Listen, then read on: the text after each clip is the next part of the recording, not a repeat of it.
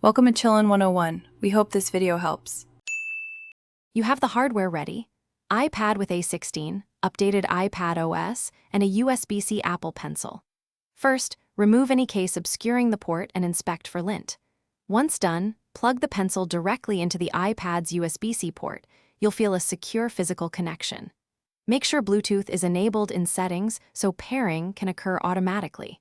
You're starting the process now to let the devices exchange handshake and firmware info. Don't disconnect until the pairing confirmation appears. After you plug in, watch the iPad screen for the pairing prompt and tap Connect. This authorizes the pencil. If a prompt doesn't appear, open Settings Bluetooth to confirm the Apple Pencil shows as connected, or open Settings Apple Pencil to view status. Make sure to keep the pencil attached if the iPad offers a firmware update so it finishes without interruption. Also verify pressure and tilt responses in Notes to confirm full functionality once the software handshake completes. Now test by drawing in Notes and checking responsiveness, pressure, tilt, and any side button or double tap actions.